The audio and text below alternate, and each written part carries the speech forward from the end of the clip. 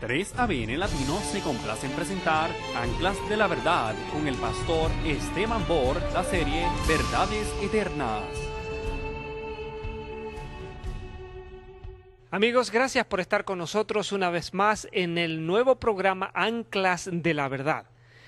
Y Anclas de la Verdad es una serie de temas presentados por pastores, predicadores, evangelistas que comparten con nosotros los mensajes de la palabra de Dios. Y en esta oportunidad ustedes van a poder ver una vez más una presentación hecha y diseñada por el pastor Esteban Bor. El pastor Esteban Bor es pastor de la Iglesia Central de Fresno, de la Iglesia Adventista Central de la ciudad de Fresno, en California.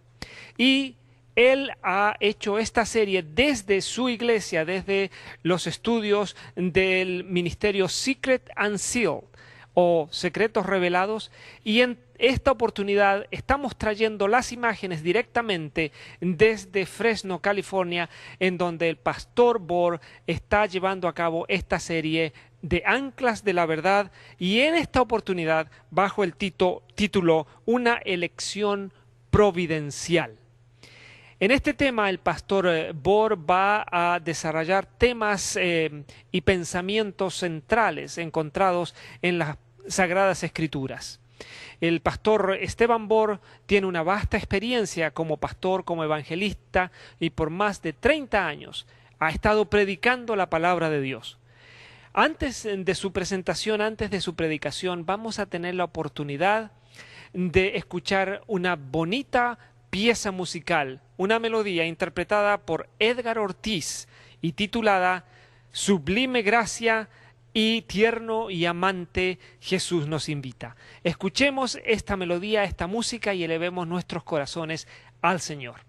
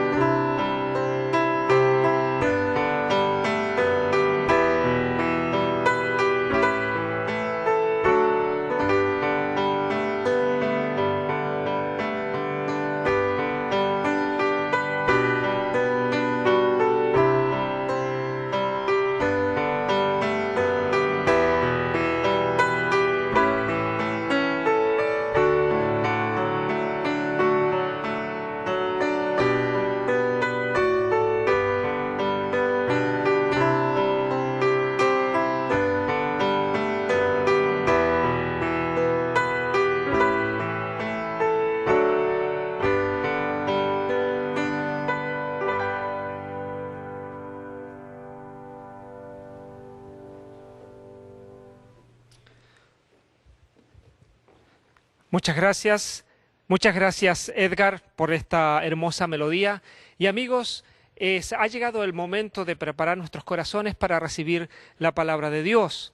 Y como ya les dije anteriormente, desde Fresno, en el estado de California, el pastor Esteban Bohr será quien traerá el mensaje de esta hora.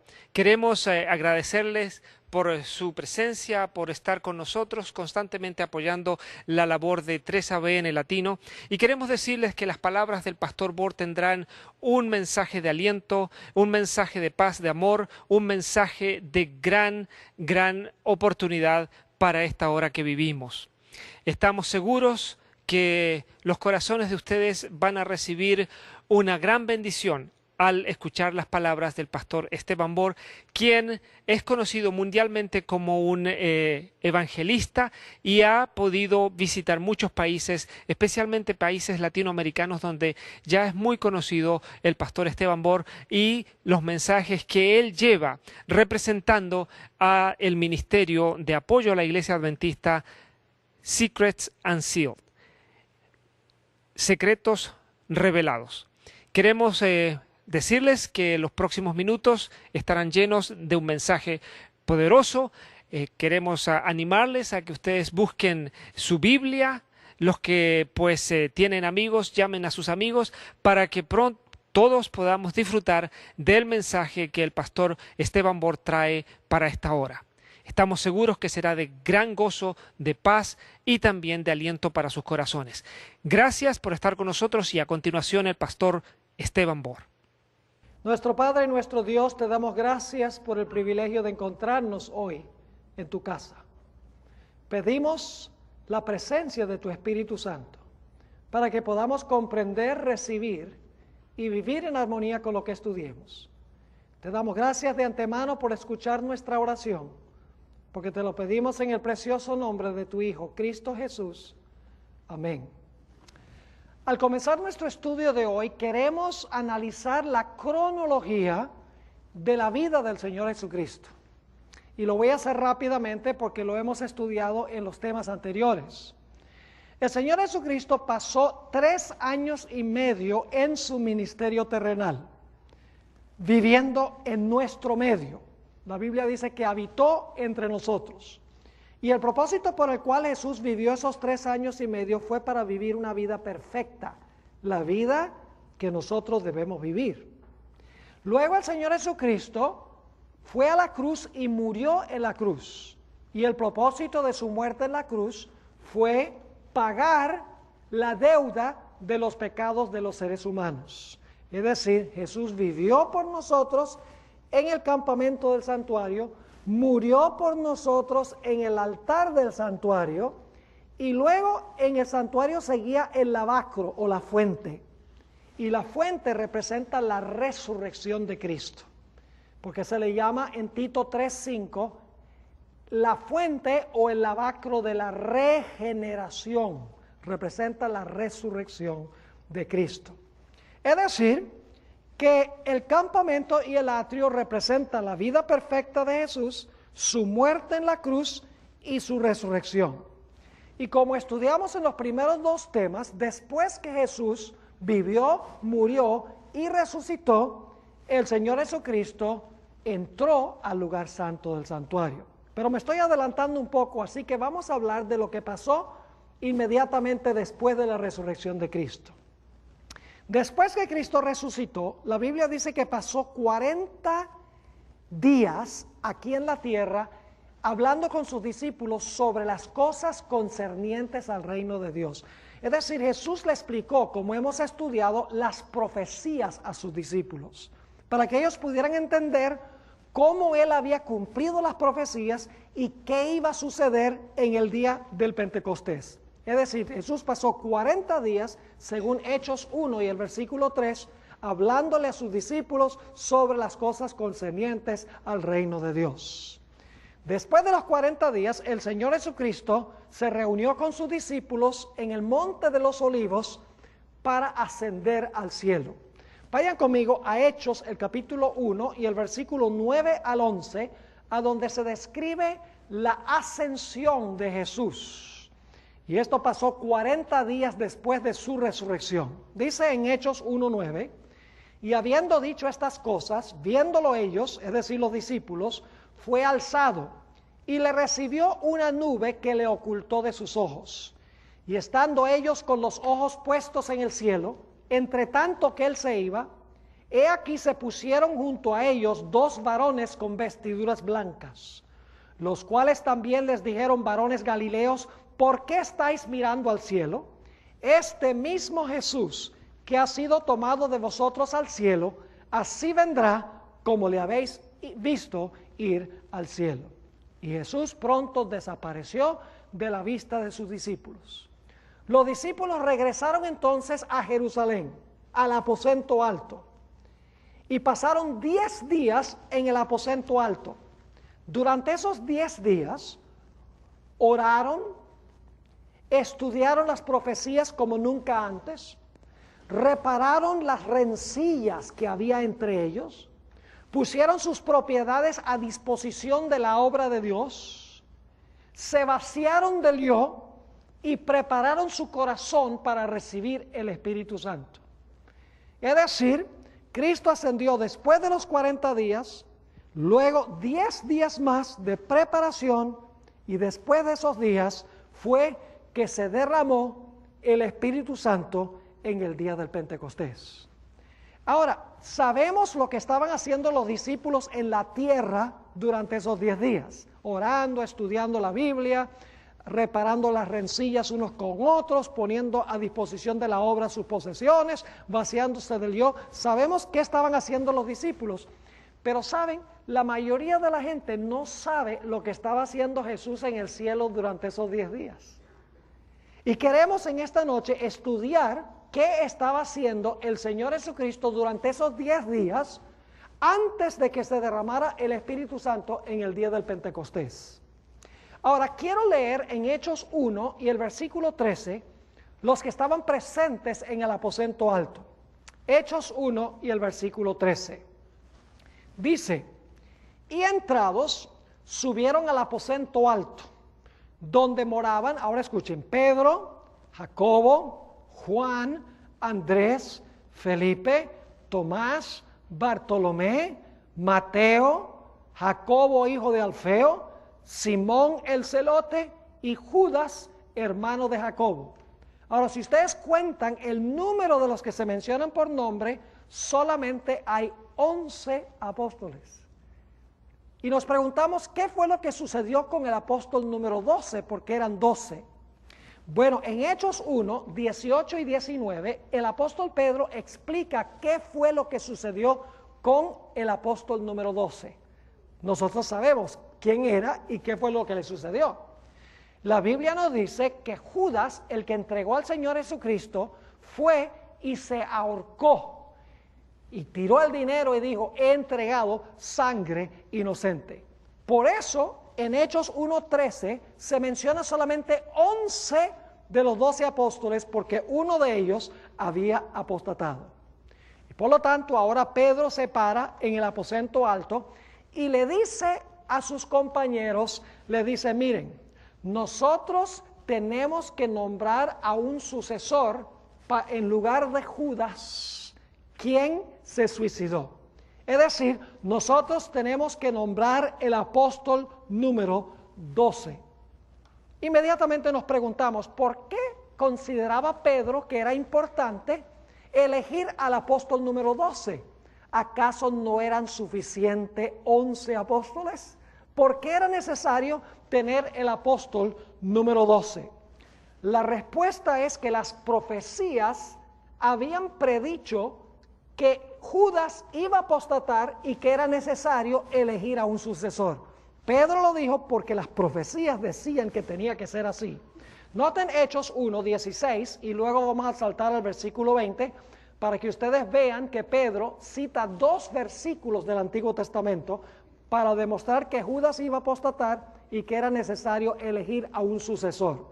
Dice en Hechos 1:16, está hablando Pedro: varones hermanos, era necesario que se cumpliese, ¿qué cosa? Que se cumpliese la Escritura, en que el Espíritu Santo habló antes por la boca de David acerca de Judas. Es decir, David 1000 años antes de nacer Judas ya había dicho lo que iba a pasar con Judas. Versículo 20, porque está escrito en el libro de los Salmos: sea hecha desierta su habitación y no haya quien more en ella. Es decir, él no iba a volver a su casa. Esa es una cita que viene del Salmo 69 y el versículo 25. Y luego sigue diciendo Pedro: y tome otro su oficio. Es decir, ocupe otro su lugar. Y esa es una cita que viene del Salmo 109 y el versículo 7 y 8. Es decir, que había dos profecías del Antiguo Testamento que decían que Judas no iba a volver a su casa, es decir, iba a morir.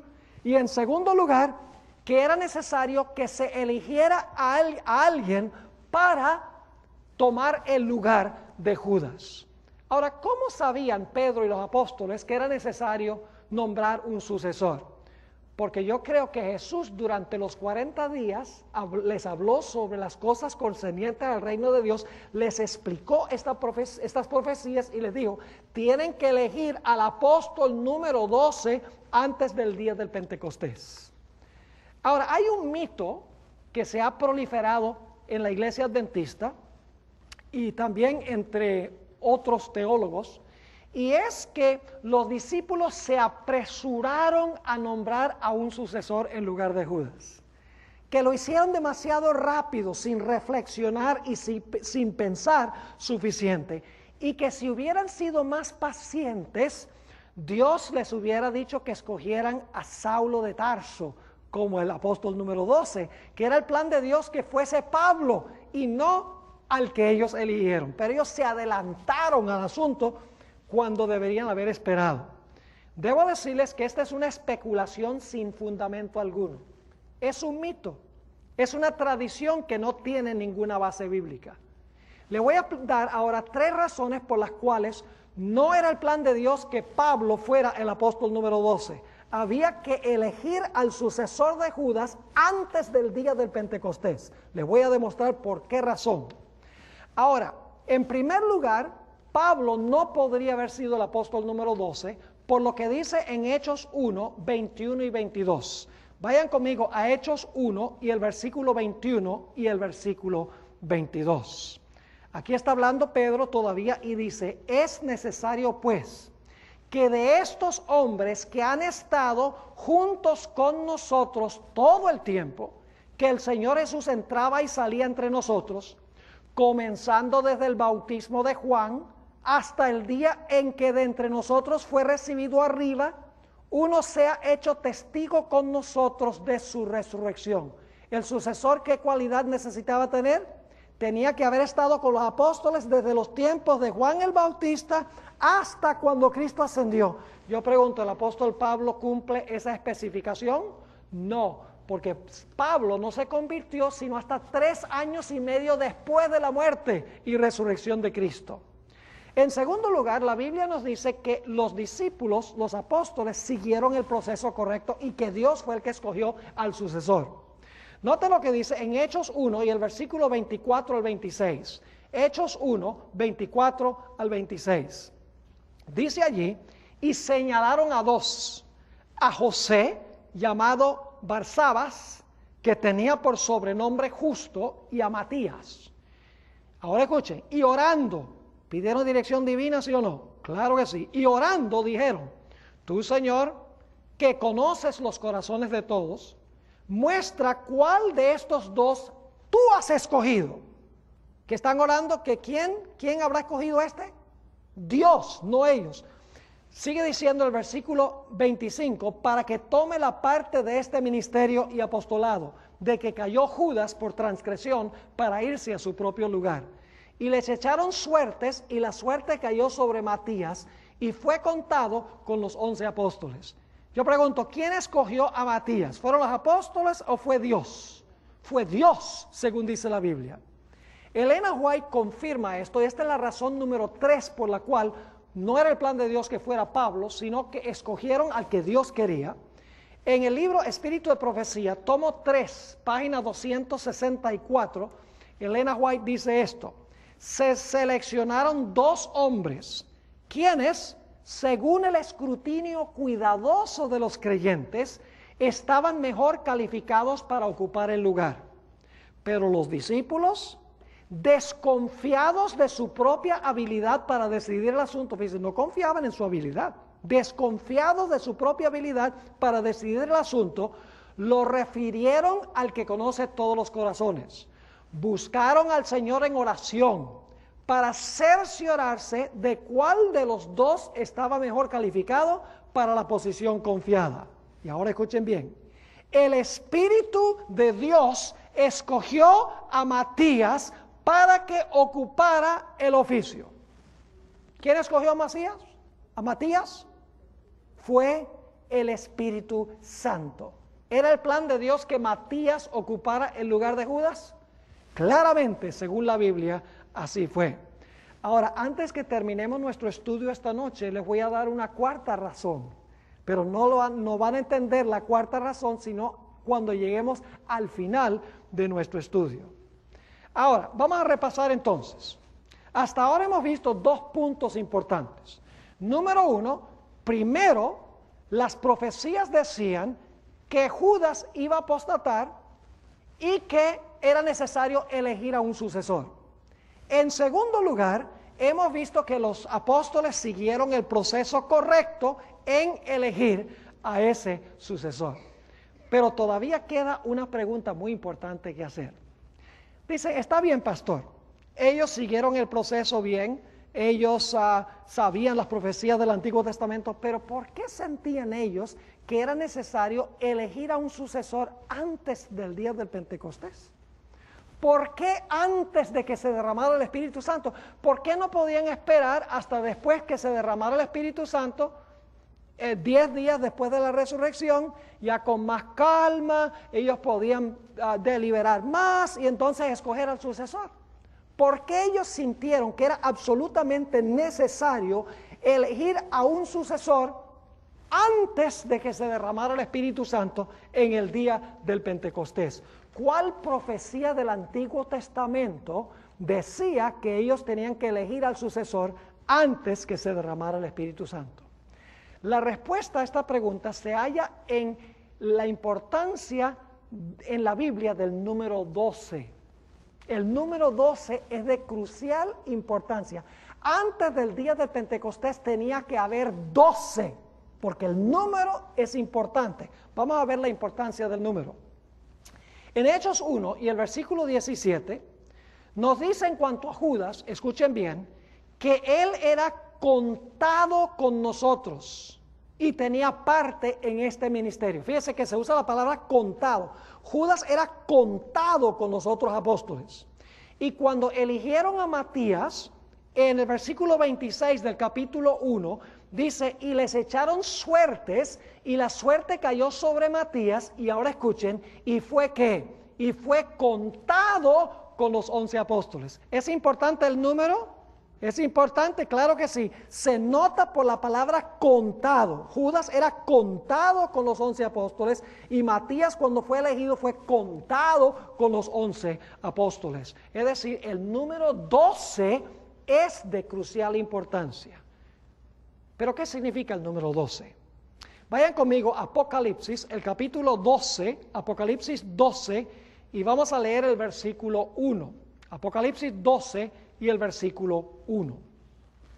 Dice allí, apareció en el cielo una gran señal, una mujer.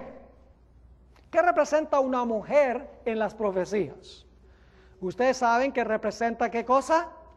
La iglesia, pero tenemos que ser más específicos. No representa solo la iglesia en general, sino que representa a los fieles en la iglesia fiel, la iglesia verdadera.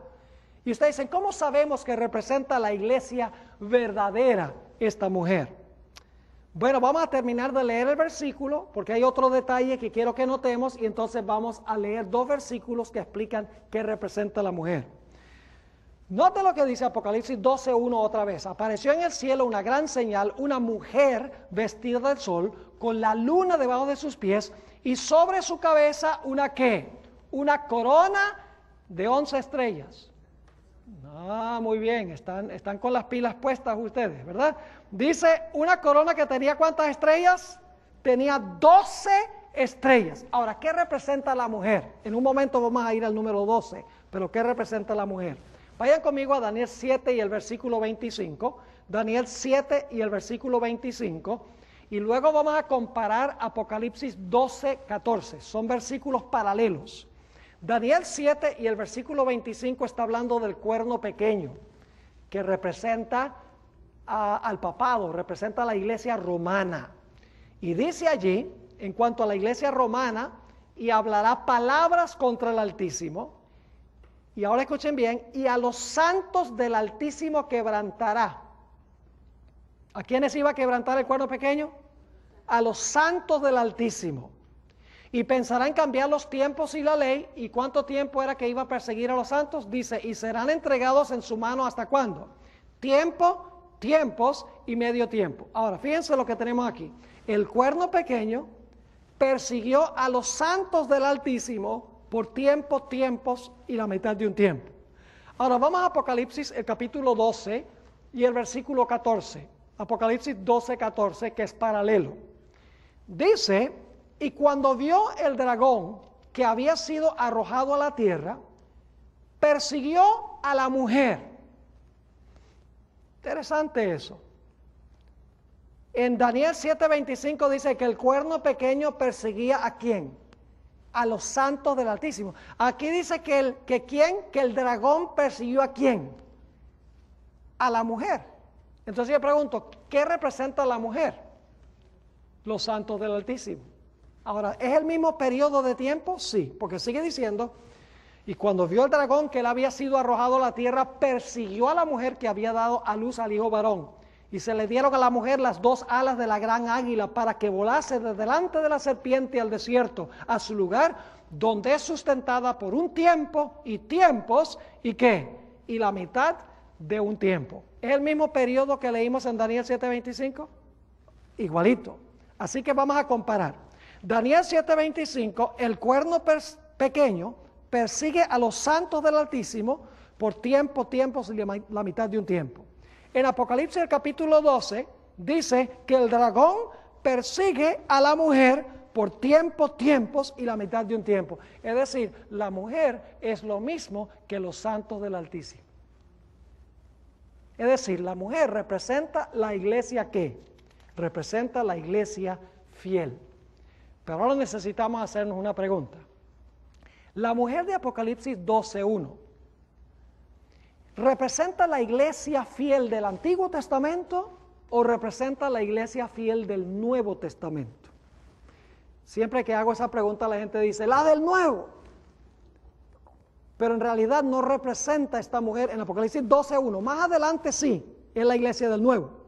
Pero en Apocalipsis 12:1 no representa la iglesia del Nuevo Testamento. Y usted dice, ¿cómo sabe eso? Les explico. En Apocalipsis 12:2 dice que esta mujer tiene en su vientre a un niño que no ha nacido. ¿Quién es ese niño? Es Jesús. Cuando Juan ve a la mujer, el bebé no ha nacido. Usted no puede tener Nuevo Testamento sin que Cristo haya nacido todavía. Ahora, la iglesia existió antes que Cristo. ¿Sí o no? ¿Jesús fue descendiente de Abraham, sí o no? ¿Fue descendiente de David? ¿Nació Jesús de la iglesia del Antiguo Testamento? Claro que sí.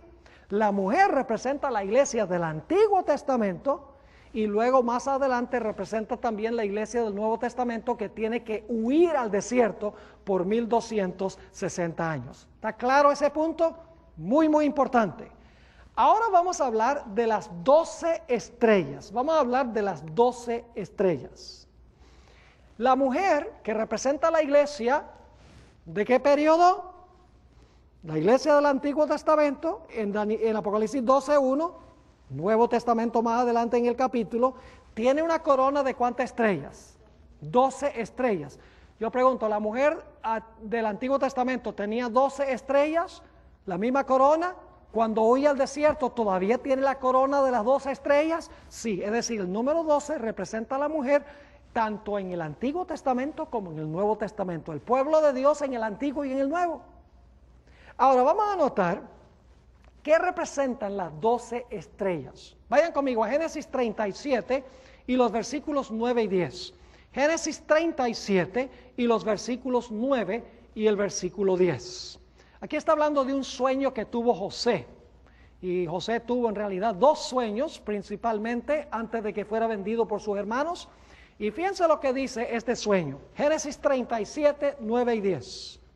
Dice, soñó aún otro sueño y lo contó a sus hermanos, diciendo, he aquí que he soñado otro sueño y he aquí que el sol y la luna y 11 estrellas se inclinaban a mí. Y algunos dicen, ahí no dice 12, ahí dice 11. Pero yo pregunto, ¿quién era la estrella número 12?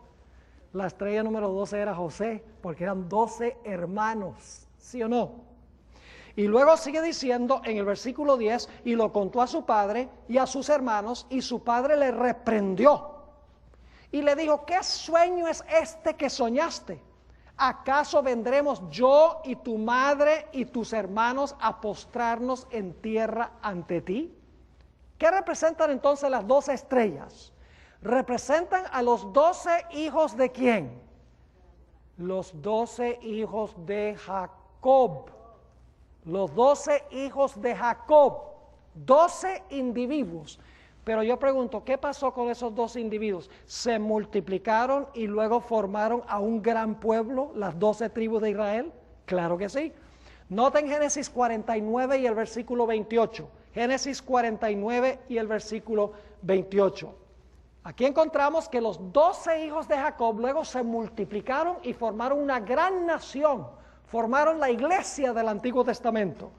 Dice ahí en Génesis 49, 28, después que Jacob ha mencionado los nombres de sus hijos y sus características, dice, todos estos fueron las 12 tribus de Israel.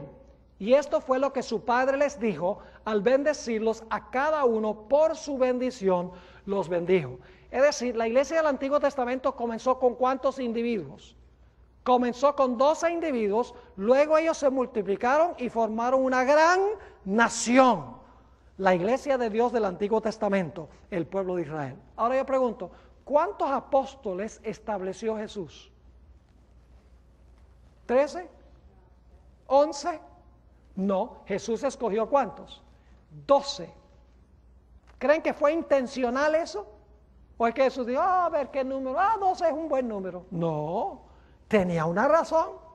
Yo pregunto, ¿la iglesia del Nuevo Testamento es una continuación de la iglesia del Antiguo Testamento? Claro que sí. La única diferencia es que en el Antiguo Testamento al Mesías se le prometió a Israel, mientras que en el Nuevo Testamento la gente tiene la realidad de lo que se había prometido en el Antiguo Testamento, pero es la misma iglesia, todos salvos por Cristo Jesús. Ahora fíjense que Jesús escogió 12 porque quería demostrar que la iglesia es una a través de todas las épocas, Antiguo y Nuevo Testamento. Noten Marcos 3, 14 al 19.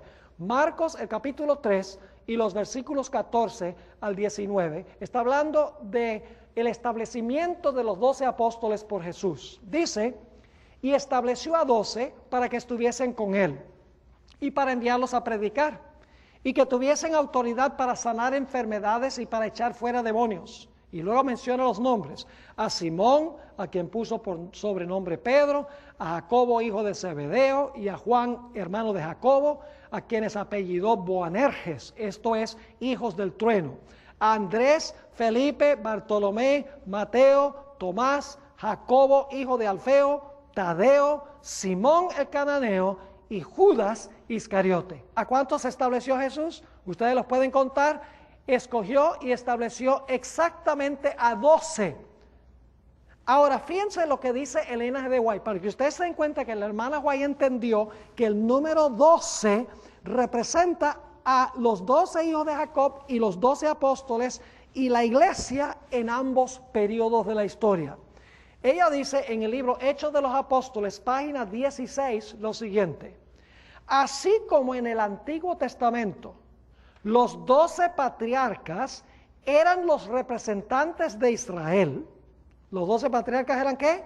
Los representantes de Israel. Así los 12 apóstoles son los representantes de la iglesia evangélica. Y fíjense qué interesante. Luego los 12 apóstoles hicieron obra misionera. Claro, Judas cayó, pero luego se eligió Matías, eran 12. Los 12 apóstoles, después del día del Pentecostés, salieron a hacer ¿qué cosa?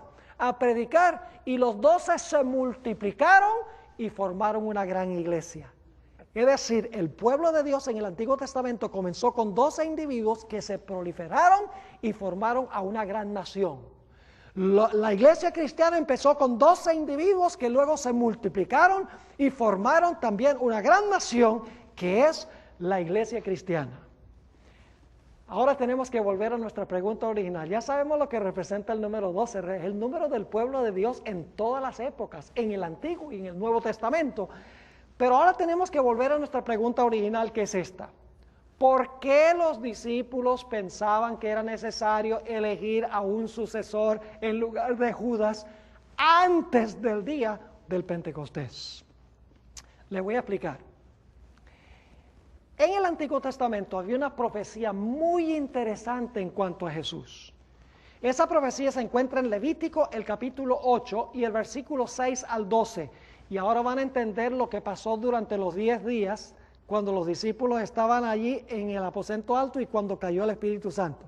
Sabemos lo que pasó con los apóstoles. Estaban orando, estudiando las profecías, siendo vaciados del yo, poniendo sus propiedades a disposiciones de la obra, arreglando las rencillas unos con otros. Sabemos lo que estaban haciendo en la tierra. Pero ¿qué estaba pasando con Jesús en el cielo durante esos 10 días?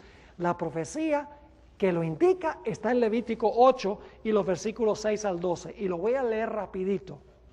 Dice, y dijo Moisés a la congregación, esto es antes de que se comenzaran los servicios del santuario en el desierto. Y dijo Moisés a la congregación, esto es lo que Jehová ha mandado hacer. Entonces Moisés hizo acercarse a Aarón y a sus hijos y los lavó con agua. Y puso sobre él, es decir, sobre Aarón, la túnica y le ciñó con el cinto. Le vistió después el manto y puso sobre él el efod y lo ciñó con el cinto del efod y lo ajustó con él. Luego le puso encima el pectoral y puso dentro del mismo los urim y tumim. ¿Qué está haciendo Moisés con Aarón? Le está poniendo toda la vestimenta del sumo sacerdote, porque en el próximo capítulo empiezan los servicios del santuario. Aarón empieza su función como sumo sacerdote en el santuario. Pero luego, después de haber puesto cada pieza sobre Aarón, encontramos que Moisés hace algo muy interesante. Versículo 9. Sigue diciendo en cuanto a la vestimenta, después puso la mitra sobre su cabeza y sobre la mitra enfrente puso la lámina de oro, la diadema santa como Jehová había mandado a Moisés. Y ahora escuchen. Y tomó Moisés el aceite de la unción y ungió el tabernáculo y todas las cosas que estaban en él y los santificó. ¿Qué fue lo que hizo Moisés? Ungió el tabernáculo, pero hizo más. Versículo 11. Y roció de él sobre el altar 7 veces y ungió el altar y todos sus utensilios y la fuente y su base para santificarlo. Sí, se está ungiendo todo el santuario, pero unge a alguien más. Dice en el versículo 12, y derramó del aceite de la unción ¿sobre qué? Sobre la cabeza de Aarón y lo ungió ¿para qué? Para santificarlo. Es decir, Moisés hizo 2 cosas. Moisés vistió a Aarón como sumo sacerdote, le puso todas las piezas encima, y luego ¿qué hizo Moisés con Aarón? Lo ungió con el aceite. ¿Y qué representa el aceite? El aceite representa, ¿qué cosa? El Espíritu Santo. Ahora, el Salmo 133 explica esta ceremonia. Vayan conmigo al Salmo 133, que es un salmo supremamente interesante. Salmo 133, y vamos a leer todo el salmo, porque en realidad es un salmo corto. Dice allí, en el Salmo 133, mirad cuán bueno y cuán delicioso es habitar los hermanos juntos en armonía. ¿Les trae a su mente lo que pasó en el día del Pentecostés? Hechos 2:1 dice, estaban todos ¿qué? Unánimes juntos. Este salmo tiene que ver con el Pentecostés. Dice entonces, mirad cuán bueno y cuán delicioso es habitar los hermanos juntos en armonía. Y ahora escuchen bien, es como el buen óleo, que es aceite, sobre la cabeza, el cual desciende sobre la barba. ¿La barba de quién? Está hablando de Levítico 8, la barba de Aarón. Y baja hasta el borde de sus vestiduras como el rocío de Hermón. Yo pregunto, ¿fue abundante el aceite que le echó encima Moisés a Aarón? Óigame, le cayó en la cabeza, luego le bajó por la barba, le mojó todo el manto, pero no terminó en el manto nada más, porque sigue diciendo, baja hasta el borde de sus vestiduras como el rocío de Hermón, que desciende sobre ¿qué? Sobre los montes de Sión, porque allí envía Jehová bendición y vida eterna. Fue tan abundante el aceite que le echaron en la cabeza a Aarón, que el aceite se derramó sobre los montes de Sión. Ahora yo pregunto, ¿quiénes estaban reunidos allí en los montes en la tierra? Estaban reunidos los 12 apóstoles. Es decir, durante esos 10 días, mis queridos hermanos y amigos, durante esos 10 días, Dios el Padre le puso a Jesús cada parte de sus vestiduras como sumo sacerdote. Y luego, después de haberle puesto todas las piezas como sumo sacerdote, el Padre le dio el don del Espíritu Santo. Hechos 2:33 dice que el Padre le dio el don a Jesús y Jesús se lo dio a los discípulos. Y fue tan abundante el Espíritu Santo que el Padre le dio a Jesús que, por así decirlo, se derramó sobre su cabeza, sobre sus mantos, y algunas gotas cayeron en el aposento alto a donde estaban reunidos los discípulos. Por eso es que uno tiene las lenguas de fuego y tiene uno el recio viento y están hablando en lenguas, porque algunas de las gotas de aceite del ungimiento de Cristo en el cielo como sumo sacerdote se han derramado en la tierra. Por eso el apóstol Pablo en Hebreos 8:1 y 2 dice lo siguiente: ahora bien, el punto principal de lo que venimos diciendo es que tenemos tal sumo sacerdote, el cual se sentó a la diestra del trono de la majestad en los cielos, ministro del santuario y de aquel verdadero tabernáculo que levantó el Señor y no el hombre. ¿Qué tenemos nosotros? Un gran ¿qué? Sumo sacerdote. ¿A dónde? En el santuario celestial. Yo pregunto, ¿quién vistió a Jesús para que pudiera ser sumo sacerdote? Su Padre. ¿Y quién le derramó el aceite sobre la cabeza que se derramó sobre los montes de Sión, a donde estaban reunidos los apóstoles? Dios el Padre ungió al Señor Jesucristo con poder. Ahora tenemos que volver a la pregunta, ¿por qué tenían que elegir al apóstol número 12 antes que se derramara el Espíritu Santo en el día del Pentecostés? El sumo sacerdote tenía una parte de su vestimenta que se conocía como el pectoral. Era un cuadro que estaba sobre su pecho. Y quiero leer la descripción de ese cuadro que estaba sobre su pecho. Éxodo 28, y vamos a leer el versículo 15, y entonces vamos a saltar a los versículos 29 y 30 por la premura del tiempo. Éxodo 28 y el versículo 15. Dios le dice a Moisés: harás asimismo el pectoral del juicio, de obra primorosa. Lo harás conforme a la obra del efod, de oro, azul, púrpura, carmesí y lino torcido. Versículo 16, será cuadrado y doble, de 1 palmo de largo y 1 palmo de ancho. Y luego se le mandó a poner en ese pectoral, en ese cuadro, se le mandó a poner ¿cuántas piedras? Se le mandó a poner 12 piedras sobre el corazón del sumo sacerdote. Vamos a ir al versículo 29. Dice en el versículo 29, y llevará a Aarón los nombres de los hijos de Israel en el pectoral del juicio sobre su corazón, cuando entre en el santuario, por memorial delante de Jehová continuamente. Y pondrás en el pectoral del juicio Urim y Tumim, para que estén sobre el corazón de Aarón cuando entre delante de Jehová, y llevará siempre a Aarón el juicio de los hijos de Israel sobre su corazón delante de Jehová. qué debía llevar el sumo sacerdote? ¿El juicio de quién? El juicio de los hijos de Israel.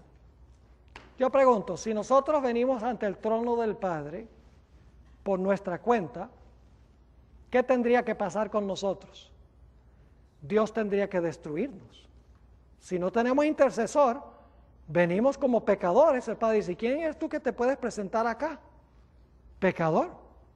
Tendría que destruirnos. Por eso nosotros necesitamos a uno que se presente delante del Padre, que tenga sobre su corazón el juicio, que haya sufrido el juicio que nos corresponde a nosotros. Es decir, Jesús como sumo sacerdote comparece ante el Padre y dice, Padre, el pastor Bor, yo lo represento, lo tengo sobre mi corazón. Él se ha arrepentido del pecado, ha confesado su pecado, ha confiado en mí. Padre, el juicio que cayó sobre mí, acéptalo en lugar del juicio que debe caer sobre él. Eso es lo que está pasando. Jesús desde el tiempo del día del Pentecostés está, como hemos estudiado, está intercediendo ante su Padre, aplicando su vida y su muerte a todo aquel que viene arrepentido de sus pecados y confesando sus pecados. El Padre toma la vida de Jesús y su muerte y los pone a la cuenta. Es decir, Jesús lleva sobre su corazón el juicio de su pueblo. Ahora necesitamos preguntarnos, ¿por qué era necesario tener 12 apóstoles y no era suficiente 11 antes del día del Pentecostés? Le voy a explicar por qué. Es sencillo.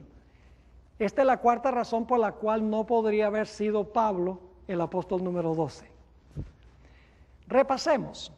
¿Cuántas piedras tenía el sumo sacerdote en el pectoral? 12. ¿Y qué representaban las 12 piedras? No solo a los hijos de Israel, ese es el Antiguo Testamento, sino que representa ¿qué cosa?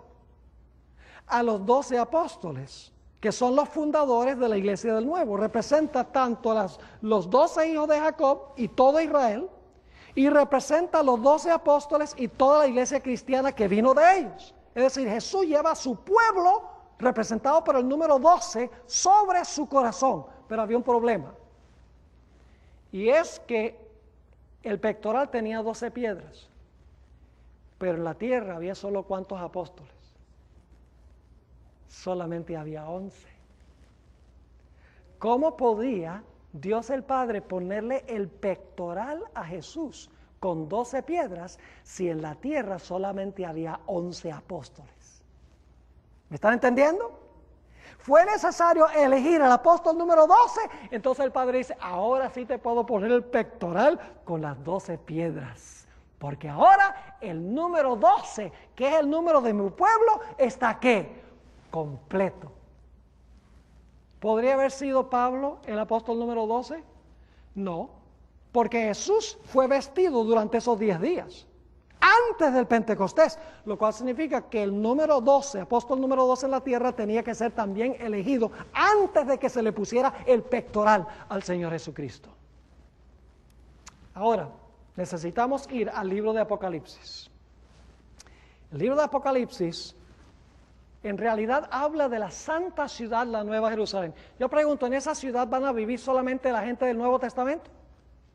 ¿O van a vivir todas las personas de todas las edades?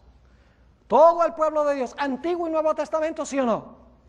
La Biblia nos dice en Hebreos 11 que Abraham miraba hacia una ciudad cuyo artífice y constructor es Dios. Los héroes del Antiguo Testamento no miraban a la Jerusalén terrenal, miraban a la Jerusalén celestial. Ahora es interesante notar que en esa ciudad están representados las 12 tribus y los 12 apóstoles, todo el pueblo de Dios en esa misma ciudad. Vamos a leer Apocalipsis el capítulo 21 y el versículo 12. Apocalipsis 21 y el versículo 12.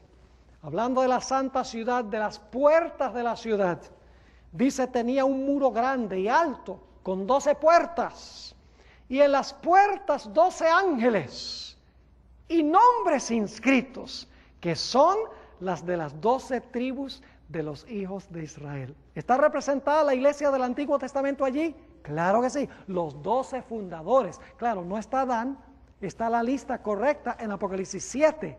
que se habla de los 144,000. Uno de los hijos de Jacob no están allí, porque cayó. Al igual que los apóstoles, uno de los apóstoles cayó y su lugar fue tomado por otro. Pero igual hay 12 puertas con los 12 nombres de las 12 tribus de Israel.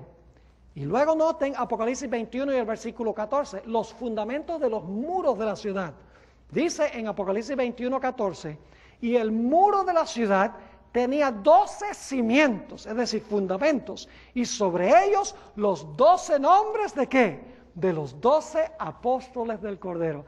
Una sola ciudad, donde está representada la iglesia del Antiguo Testamento, número 12, y la iglesia del Nuevo Testamento, número 12 también. Mis queridos hermanos y amigos, no hay nada que Jesús ame más que a su iglesia. Por eso las 12 piedras las tiene sobre su corazón. ¿Qué significa el corazón? Decimos que amamos con el corazón. Jesús tiene a su pueblo muy cerca de su corazón. Tanto la iglesia del Antiguo Testamento como la iglesia del Nuevo Testamento está cerca de su corazón. Jesús quiere que su pueblo esté con él porque los ama. Vamos a Juan, el capítulo 14 y el versículo 1 al 3. Un pasaje muy interesante, Juan 14, 1 al 3. Aquí dice Jesús, en un pasaje muy bien conocido, no se turbe vuestro corazón. ¿Creéis en Dios? Creed también en mí. En la casa de mi Padre muchas moradas habrá. ¿Eso dice habrá? No, dice, cuando Jesús lo dijo, estaban ahí ya. Algunos creen que Jesús se fue al cielo a construir moradas, a construir casas. Jesús no necesita 2000 años para construir casas. Ya estaban allí. Dice, en la casa de mi Padre muchas moradas hay. Si así no fuera, yo os lo hubiera dicho, voy pues ¿a qué? A preparar lugar para vosotros. Y algunos dicen, sí se fue allá a sembrar árboles y a construir casitas y todo. No, eso no necesita. Eso no es lo que se refiere cuando dice que fue a preparar lugar. Fue a preparar lugar por la obra que él hace en el santuario, por su obra de intercesión, por su obra de juicio a favor de su pueblo. Jesús está preparando un lugar y cuando termine de interceder y de juzgar, entonces va a venir a reclamar a su pueblo para llevárselos con él, porque sigue diciendo nuevamente el versículo 12, en la casa de mi Padre muchas moradas hay, si así no fuera yo os lo hubiera dicho, voy pues a preparar lugar para vosotros. Y ahora escuchen el versículo 3, y si me fuere y os prepararé lugar, vendré otra vez y os tomaré a mí mismo para que donde yo estoy, vosotros también estéis. Jesús quiere estar con su pueblo porque están cerca de su corazón. Por eso vive siempre para interceder por ellos. Por eso el Señor Jesucristo en el juicio va a defender a su pueblo, porque Él tomó el juicio de ellos sobre su corazón. Cuando Jesús estaba en el huerto de Getsemaní, elevando su oración sumo sacerdotal, esto fue antes de que fuera investido como sumo sacerdote, pero es una oración intercesora. En Juan 17 y el versículo 24, Jesús está orando, vaciando su corazón al Padre y dice, Padre, aquellos que me has dado, quiero que donde yo estoy, también ellos estén conmigo. ¿Cuál es la pasión de Jesús? De que donde Él esté, su pueblo esté con Él. Así que dice, Padre, aquellos que me has dado, quiero que donde yo estoy, también ellos estén conmigo, para que vean mi gloria que me has dado, porque me has amado desde antes de la fundación del mundo. Jesús quiere estar con su pueblo. Quiero terminar leyendo una cita del Espíritu de Profecía de Elena White, Testimonios para los Ministros, página 11. Hay mucha gente que critica a la iglesia. Cuando criticamos a la iglesia, estamos causando dolor al corazón de Jesús, porque Jesús tiene a su iglesia en su corazón. Y cuando digo la iglesia, no estoy hablando solamente de la masa de la iglesia, porque la iglesia se compone de individuos. Cada uno de nosotros estamos representados en una de esas piedras, porque venimos como resultado de la obra original de los 12 apóstoles. Dice Elena White en Testimonios para los Ministros, página 11, testifico ante mis hermanos y hermanas que la iglesia de Cristo, por debilitada y defectuosa que sea, es el único objeto en la tierra al cual Él concede su suprema consideración.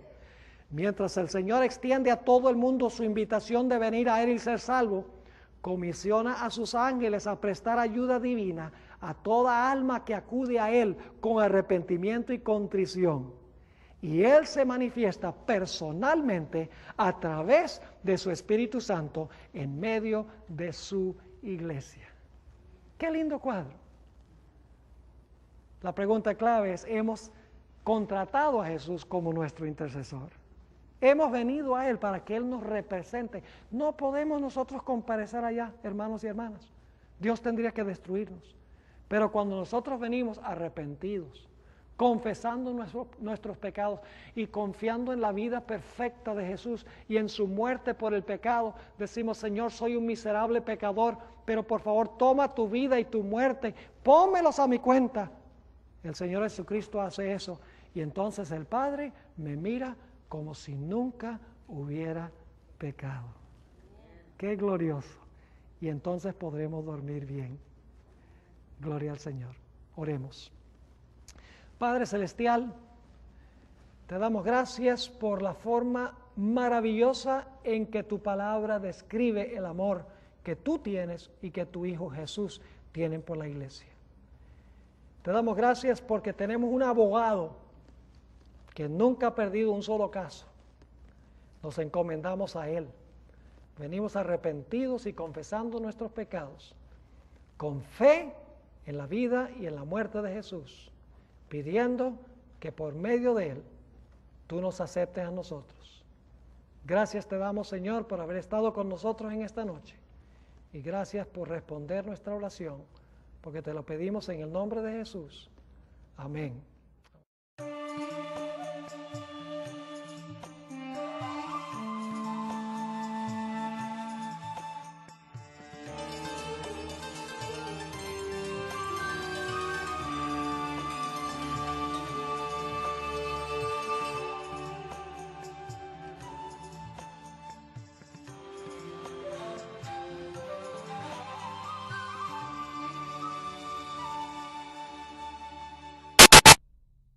En donde el pastor Bohr está llevando a cabo esta serie de Anclas de la Verdad y en esta oportunidad bajo el título Una elección providencial. En este tema el pastor Bohr va a desarrollar temas y pensamientos centrales encontrados en las Sagradas Escrituras. El pastor Esteban Bohr tiene una vasta experiencia como pastor, como evangelista, y por más de 30 años ha estado predicando la palabra de Dios. Antes de su presentación, antes de su predicación, vamos a tener la oportunidad de escuchar una bonita pieza musical, una melodía interpretada por Edgar Ortiz y titulada Sublime Gracia y tierno y amante Jesús nos invita. Escuchemos esta melodía, esta música y elevemos nuestros corazones al Señor.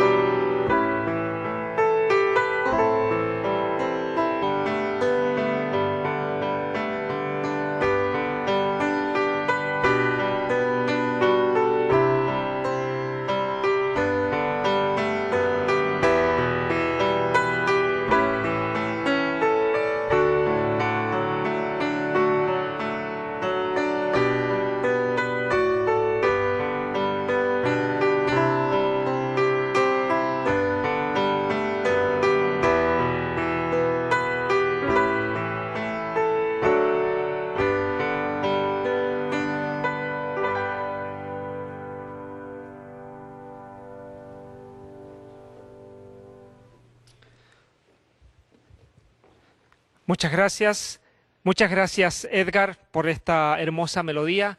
Y amigos, ha llegado el momento de preparar nuestros corazones para recibir la palabra de Dios. Y como ya les dije anteriormente, desde Fresno, en el estado de California, el pastor Esteban Bohr será quien traerá el mensaje de esta hora. Queremos agradecerles por su presencia, por estar con nosotros, constantemente apoyando.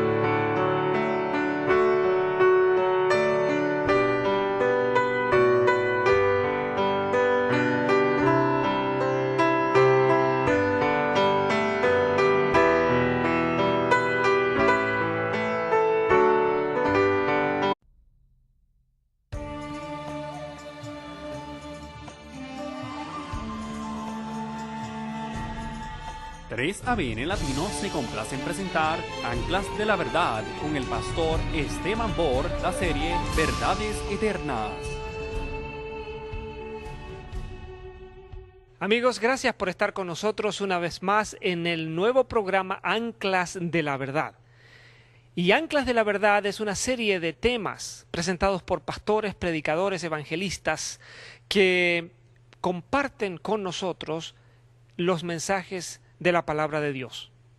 Y en esta oportunidad ustedes van a poder ver una vez más una presentación hecha y diseñada por el pastor Esteban Bohr. El pastor Esteban Bohr es pastor de la Iglesia Central de Fresno, de la Iglesia Adventista Central de la ciudad de Fresno, en California. Y él ha hecho esta serie desde su iglesia, desde los estudios del ministerio Secret and Seal, o Secretos Revelados, y en esta oportunidad estamos trayendo las imágenes directamente desde Fresno, California.